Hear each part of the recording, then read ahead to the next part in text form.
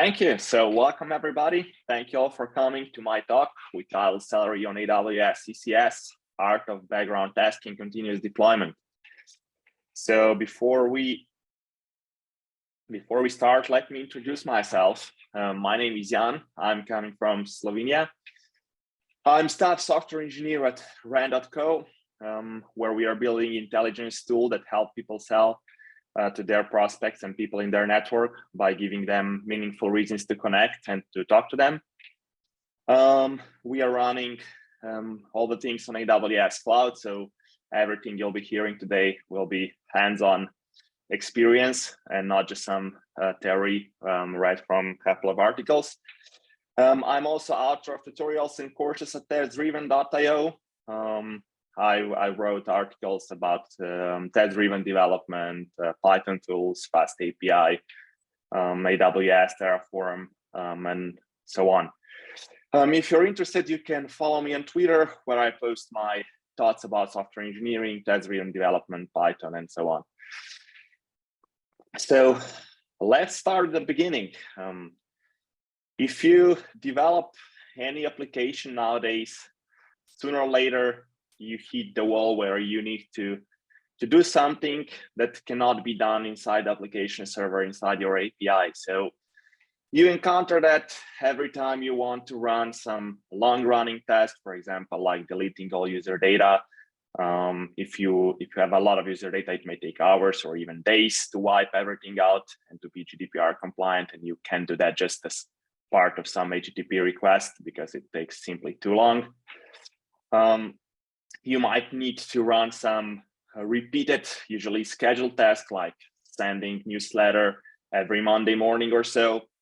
Or you have tasks that need retries, like sending welcome email when user signs up for your application. Obviously, you don't want to block user just because email API is down or is very slow. You want to do that in the background so that you can retry after some time. In such case, and even if the user gets email after 2 hours or 15 minutes, it's completely fine because it's just a welcome email after all. And if you're inside Python community, you'll most likely go with Celery for a very good reason, which is that it's most widely used test queue in Python community. It's battle tested, and it's also feature rich comparing to others like Python Redis queue. It uses message broker like Redis, RabbitMQ, SQS, and so on to exchange messages and workers to process your tasks. And it also comes with Celery Beat, which you can use to schedule your task with cron-like syntax. For example, I wanted to run task every 5 minutes. I want to run something every Sunday at 8 a.m. or first day of month, and so on. So when you decide to go that path and add Celery to your application, everything seems pretty fine. Everything seems simple. You just register your task and then you submit them from your API endpoints or from Celery Beat, and that's it. But then also the question that pops up is where to run these Celery workers, right? So if you are inside AWS ecosystem, it's very natural to go to Elastic Container Service, to be even more precise, to Elastic Container Service ECS with Fargate. Why? Because there is no provisioning of servers. You can define your task by just providing Docker images, and then you can specify how many CPU and memory your task needs. And that's basically it. So it's easy to increase, decrease the resources if needed.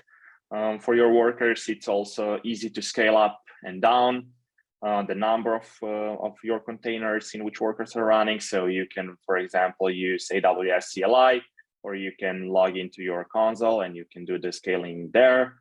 But you can also implement auto-scaling policies and rules, or like if the CPU consumption in the last 15 minutes is over 70%, I want to add 2 more workers or something like that. So you have a lot of options here for scaling, and it's also fairly easy to deploy. You can either use both a free package for Python, you can use CLI AWS, and that's it. So no hard lifting in terms of server provisioning, like patching servers and updating security vulnerabilities and whatnot. Also, if you see that you need 8 GB of memory instead of 4, you can just redeploy with new configuration. That's it. You don't need to create new set of servers and place all your workers there and turn off the old ones.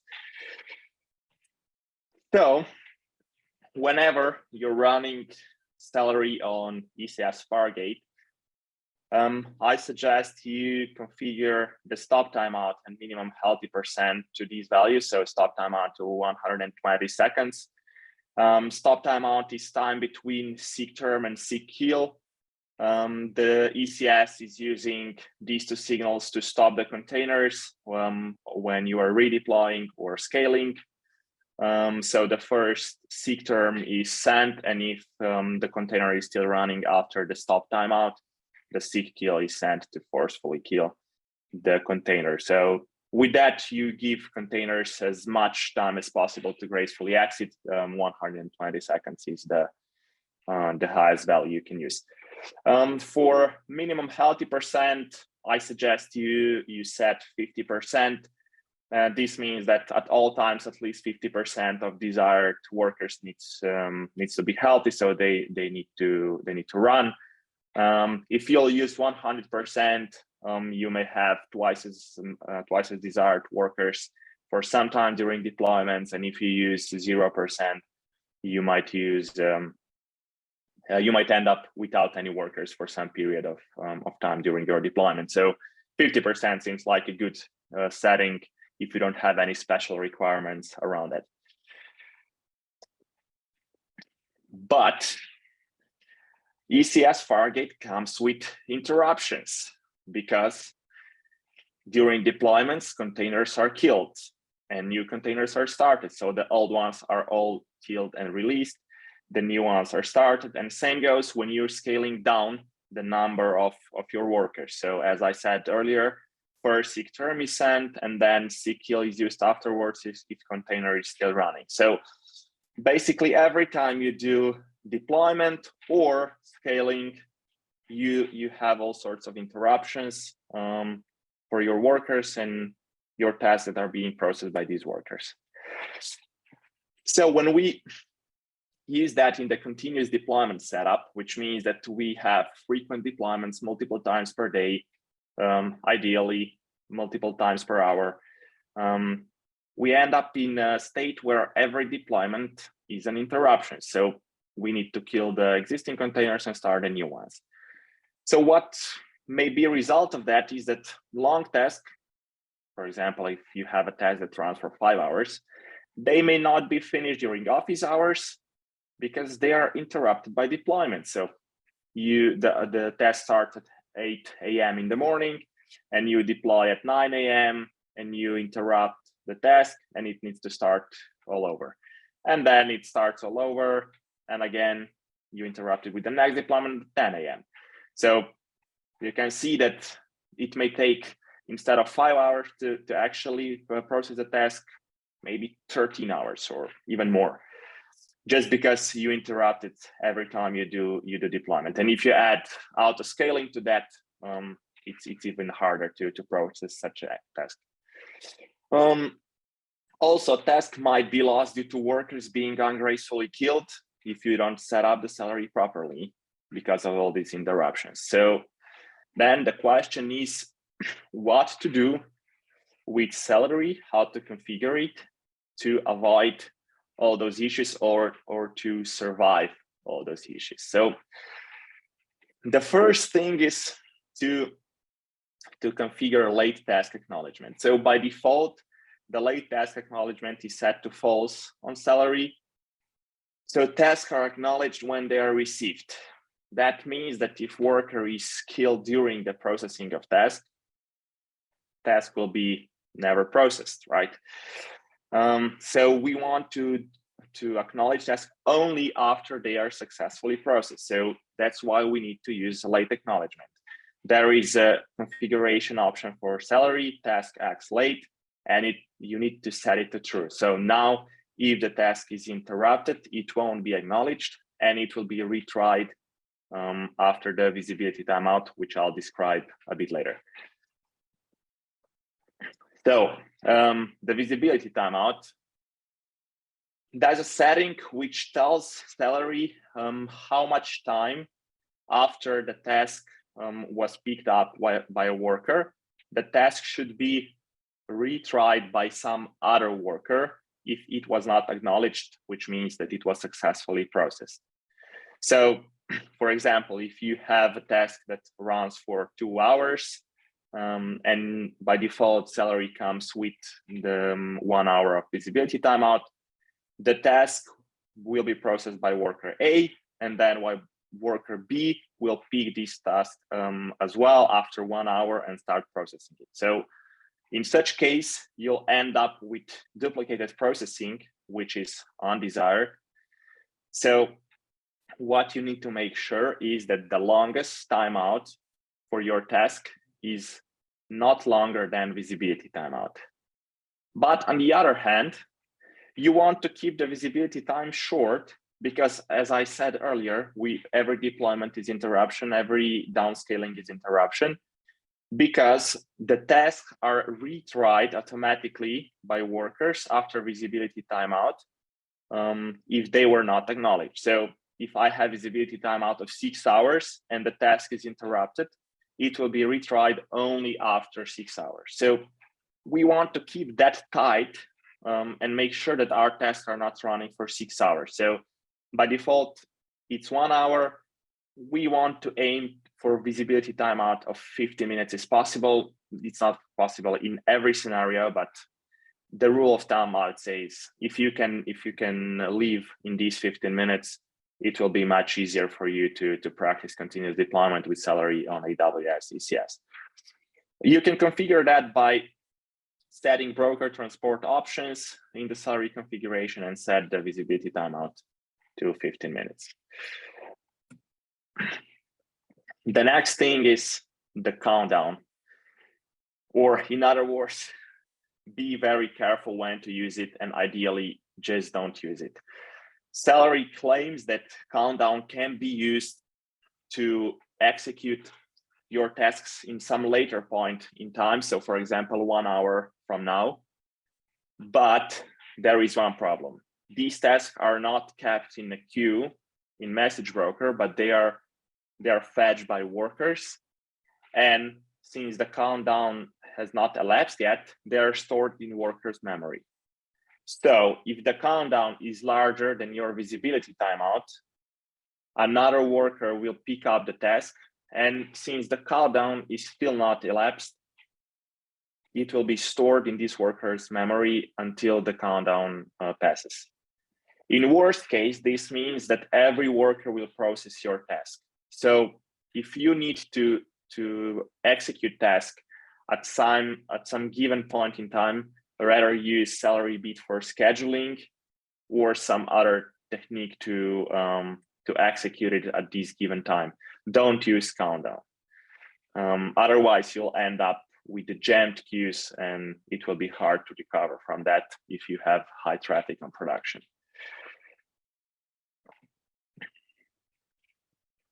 So another thing to consider is rejecting task on worker loss. By default, this setting is set to false, and tasks are not rejected when worker is lost. So if worker goes out of memory, tasks are not rejected. If the worker is interrupted by a signal, like it is when the new deployment is done on ECS with seek term and seek kill, task won't be rejected. Even if you use the late acknowledgement, such task will be acknowledged. So that means that they will be considered as successfully processed, although they might be processed only for the 50% of work that they need to do, or 95%, or 5%, or 0.1. Doesn't really matter. The point is, task won't be processed fully as you would expect it to be.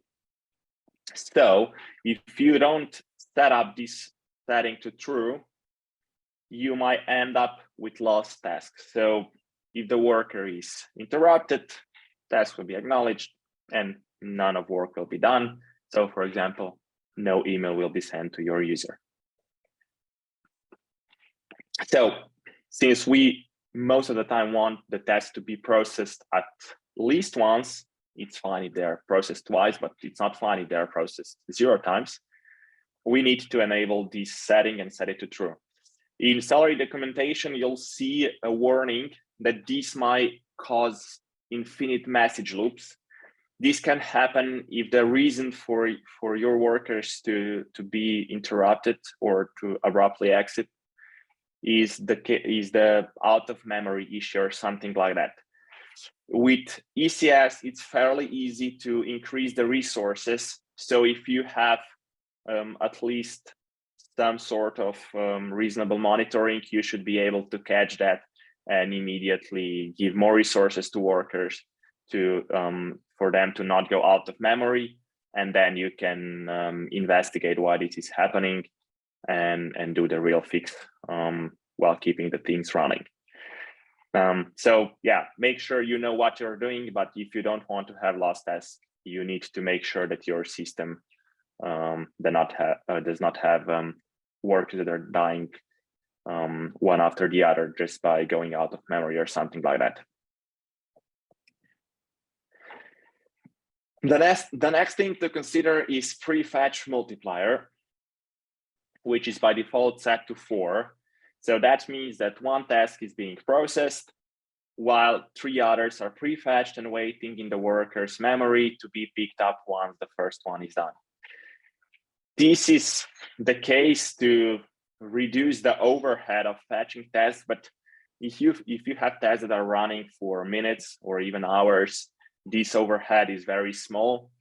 So you shouldn't even consider it. It's negligible. But what can happen here is that worker fetches 4 tasks instead of 1. The worker is killed. Not all the tasks are returned back to the queue. So they will be retried only after visibility timeout, and this will be the case for all the 4 tasks instead of only the one that was actually interrupted. So if you want to avoid that issue, if you want to avoid that case, so I want to retry only the task that was interrupted, set this worker prefetch multiplier Celery configuration to 1. This way, it will be fetch task, process task, fetch task, process task, and so on, and no prefetching done in the background. Last but not least, regarding Celery configuration is to use signal remapping. This one is probably the hardest one to find because there is no mention of it anywhere else but in Heroku guide for running Celery on Heroku Dynos and in some of the GitHub issues. So by default, the Celery reacts to seek term with worm shutdown. Worm shutdown means that the task that is currently being processed the worker is waiting for this task until it's finished. But as I described earlier, there are only 2 minutes of this grace period on ECS. So if the task will take more than 2 minutes, the worker will be killed with seek kill. And in such case, you'll lose such tasks because it won't be rejected nor anything. If you want the behavior of shutdown to be as worker lost, you need to use cold shutdown for workers.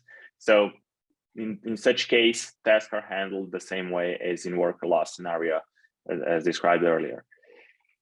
This ensures that no task is lost. To do that, you need to set remap seek term environment variable to seek quit. So instead of seek term, Celery will receive seek quit signal. That's done by Billiard library, which Celery uses. It does this mapping of signals, and Celery worker will go to cold shutdown instead of warm one, and you will make sure that there are no tasks lost. They will be retried after visibility timeout, as if the worker would exit due to out of memory or something like that. So the configuration then should look like something like this. So you have broker transport options with visibility timeout, you have late acknowledgement of task, you have reject on worker lost, and you have this worker prefetch multiplier. But that's not enough for successfully running your task on Celery on ECS and doing continuous deployment. We have two parts now covered, so ECS and Celery, but you also need to make sure that your tasks are interruptible or resistant to all these interruptions as much as possible. So tasks that are running for 5 hours are certainly not suitable for such setup. So to have such setup, you want to make sure that max processing time of your every task is below 15 minutes. Obviously, if you want to use visibility timeout of 15 minutes. And usually it's good to make sure that your tasks are usually running around 2-3 minutes and not more. You can have even a shorter task, but sometimes then the overhead of having multiple tasks is too big. So the empirical value is roughly 2-3 minutes. It should be fine that you don't have many interruptions with these deployments, because it's hard to hit the task just in between. And it's also fast enough and everything. So another thing that needs to be true for these tasks, they need to be idempotent. So running them multiple times must not break things. And every run must produce the same result. So sometimes this is hard to do so, but you need to do it if you want to have high throughput on your task queue. And you also need to use retries with exponential backoff and jitter, for example, if external APIs like email API is down or something like that, or if there is any collision, or if there is some lock on database and whatnot. In the next section, we'll focus mostly on this short part, because the retries is just a matter of configuration of tests. You can reference the Celery documentation to see how to do that. And idempotency is usually pretty much domain specific, and you really need to know your domain to know how to achieve that. So let's take a look. We can say that maximal task processing time must be shorter than typical window between deployments if we want to successfully run our background task on Celery on ECS and do the continuous deployment. We can derive that from Nyquist's theorem for analog signal sampling. And let's take a look how we can achieve that. So the first thing we can do, we can leverage fan out to make our tasks shorter. So what does that mean? Instead of having single job, which does all the work, we separate this job into two stages. The first one is the one that does some sort of scheduling. So it, for example, lists all the users. And the second stage is set of jobs where each of these jobs does the actual work for this user. So for example, of single job, if we say that we need 10 seconds to send email to 10 users, and we need 1,000 seconds to send email to 1,000 users, we can conclude that for n users, we need n seconds. We can see that these can grow pretty quickly. So 10,000 seconds is more than 15 minutes. 15 minutes is 900 seconds. So if we want to keep that under 15 minutes, 1,000 users is too much. But if we have even more users, we cannot make sure that these jobs is running under 15 minutes by using a single job. So what we can do, as mentioned, is to do this fan out. In such case, if we do only the listing from database and then submitting jobs for these users, the growth of processing time is much slower, because database operations tend to be very fast if you know what you're doing. So in such case, we can achieve the state where for 10 users, we need 0.1 seconds. For 1,000 users, we need 10 seconds. And for n users, n divided by 100 seconds. So in such case, we can handle inside 15 minutes. So 100 times 900, so roughly 90,000 users. We can obviously do that in multiple layers. So for example, if we would have multiple partitions in database in which we would store users, we could have one job that would schedule jobs for every partition, and then we would list users inside every partition and then submit jobs for actually sending emails. These jobs for sending emails are obviously very simple then, and their processing time is roughly constant. So when we are adding more users, we are just adding more jobs. So the per job processing time stays the same. There is also a problem, which is that this submits a lot of tasks at once, so the workers are jammed. And if you submit anything 1 second after all these jobs were submitted, you'll need to wait for all these jobs to finish before the workers will process the newly submitted jobs. So when to use that only for high priority tasks, the ones that need to finish as soon as possible, because everything else will need to wait. You can, instead of fan out, you can use batching, which then looks like this. Instead of having single jobs with same properties as before, you can process things in small batches. So every task will process 100 users at once.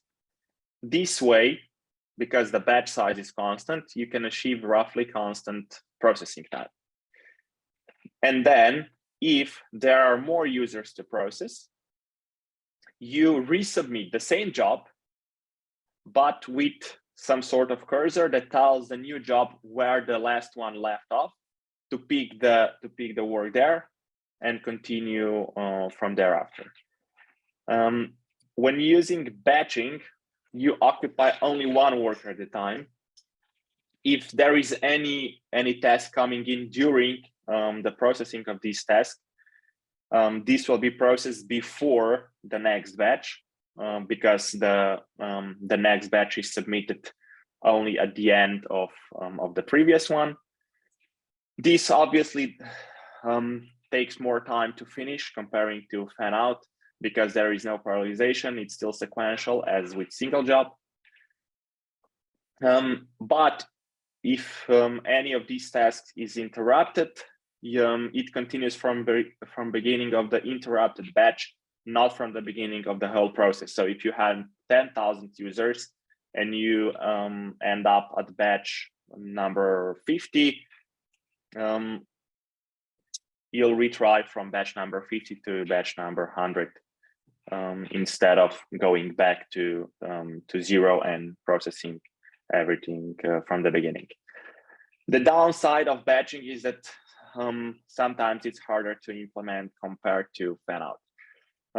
But in a nutshell, you can look at that as pagination on the API. So you load first page of something, you do the processing of that, and then you continue to the next page. Another thing that might be interesting is locking. So how to prevent that we don't process two tasks in parallel, because two workers might pick up the same task. We can solve that by using locking with Redis, where we need to make sure that we auto-expire lock after some time, ideally slightly smaller value than for visibility timeout, so that if the task is retried after visibility timeout, the lock is already released. And what we can do with locking, so if the task can acquire a lock, everything is fine, so we'll process the task. If the lock is already acquired by some other worker, we can ignore task, That's the case that's described in Celery documentation. This ensures at most once processing. So if the worker that picked up the task first is killed, the task won't be processed because it will be considered as successful from the worker that picked it up the second, because you'll have early exit there. No work is done, but Celery consider that a successful execution because it have no clue about what is your unit of work there. If you want to ensure at least once processing, you can do a resubmit of new task with same arguments as the old one. So in such case, even if the worker that picked up the task first is killed, the task will be processed by some other worker, not the same task by ID, but the same task by the work that needs to be done. But in such case, you might end up having duplicated processing, but that's only in cases when you have this race condition between workers. Conceptually, more correct is to retry task, but you might run out of retries if you have multiple interruptions in a row. So if you want to avoid that, you can either allow a lot of retries or just use this resubmission strategy. Okay, cool. So that's it regarding the presentation. So let's take a look at the example in the code, so that it's not that abstract. So here I have multiple task definitions. So as I said, this is the Celery configuration that you want to have, and then here we have a single job for sending newsletter to all users. So we list all the users and we are sending newsletters. This time sleep is here to mimic the long API call to email API. Then if we do the fan out thing look like this. So we list all the users, and for every user, we submit this job, which is actually sending the newsletters. If we want to do the batching, then the thing look like this. So we have this single job, which lists the batch size of users. We order them by ID because we use the ID as cursor where we left. Then for every user, we do the email sending. And if there are more users to process, so if the batch is full, we take the ID of the last user that was processed and submit a new job. And then we use that here, so to query only the users with ID greater than the last one that was processed. In the case that we have less users than the batch size, this means that there is no more users to load. So we just do return and we end up the whole process. And here at the end, we have the example of locking. So we can write the decorator, which we can use. So this is still single job. But if we take a look at this one, so what we do, we try to acquire a lock. We need to use set nx with Redis because this one sets key only if it does not exist yet. If it does already exist, it return false for success. And then we need to set up the time to leave on this key if it was successfully set, as I mentioned earlier, so that if task is retried after visibility timeout, there is no lock anymore. And then if we cannot acquire a lock, which means some other worker already started processing this job, we resubmit another job with same arguments. Here we use the countdown, which is very short, like 1 minute, and it's just for the sake of not DDoSing our workers with tags that cannot be processed because of the lock. And here we return this string so that if we check the logs or something, that we can easily spot that the lock was not acquired, and we resubmit the test. We need to release lock in case of successful processing or exception, so that another worker can pick up work and does the job if needed. We cannot use finally here because finally releases that in also in this return. So then we would release lock from another worker, which is not desired.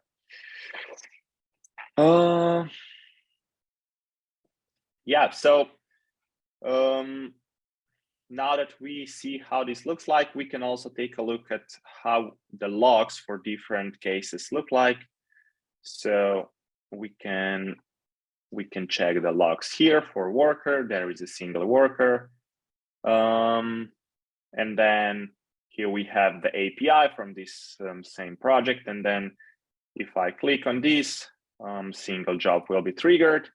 And we can see here, so task was received, and then for every user, email was sent. This takes 5 seconds because for every user, we waited for 1 second. Then if we compare this with fan out, now here we can see the task was received. Sorry, this one, the fan out. This one was received and it succeeded super fast because it just listed the users and submit new jobs. And then there is job for every user to submit, to send the email. So here is for John Doe, for Jane Doe, and so on. As you can see, for every user, there is a job processed. Then with batching, things look like this. So here we receive the first one, we process 2 users, we submit a new one, we process 2 users, we submit a new one, we process 1 user, and then we finish. Here is also an example with locking, but there is not much to see there because it's hard to replicate these race conditions on your local machine. But you can check the repository on GitHub. It's linked inside the presentation, and you can set the worker replicas to more, and you can try to replicate this concurrency issue for multiple workers processing the same task. So yeah, that's it from my side. So to conclude, you need to make sure that you have short tasks that can be interrupted easily and they can be retried. You want to prevent task losing, so you need to configure those things on Celery level. If you're interested in more, I linked resources that I used to prepare this presentation. There you have it. If you have any questions, feel free to shoot them in face-to-face after this session. You can also contact me on LinkedIn or Twitter in case you need anything from my side. Thank you all for listening and enjoy the rest of the day. Okay, thank you so much, Jan. We do have one question that popped up over the course of your talk, and it's from Ben Falk, and we have a little bit of time left, so we can answer that one here at the end of your session. So the question, and let me send it to you in our chat as well. So the question is, if already in AWS, why not just hook up a Lambda to SQS? Is it because your jobs are long running? What about AWS batch with SQS? Seems lower cost and simpler to use these managed services than having to run your own Redis cluster. Yeah, so obviously you can use any of these solutions, but it's a bit like that. So with Celery, as long as you have monolith application, you can make sure that you can run everything on your local machine very easily. If you use batch with SQS or lambdas with SQS, you get rid of this ability, and this can be pretty annoying. Another thing is that with lambdas, you may end up DDoSing your database very quickly. You can configure a lot of things there, but it quickly happens that you are just trying to read or write too much database because you run too many jobs in parallel. With batch, I use batch a lot, but it's pain in the ass to monitor and to do anything with it. I mean, if you have any issue on batch, you're doomed, and you'll spend your Friday evening figuring out how to get rid of that. So yeah, sure, you can use all of these options. Also, at this point, I am looking towards maybe port some of the work to AWS Lambdas and SQS. Yeah, as I said, monitoring is much harder of task. You have Flower for Celery. You have all sorts of events emitted from the workers and from Celery. So when task is sent, when task is received, processed, and so on. And you can use that to build quite advanced analytics. We use that to build analytics in Grafana, and also for auto-scaling of workers and so on. So sure, pick whatever works for you. But bear in mind that a lot of things that are coming with Celery are not coming with AWS Batch and AWS Lambda. But for some use cases, this is a more valid use case. You can also use SQS as message broker for Celery, but you won't be able to use Flower for monitoring.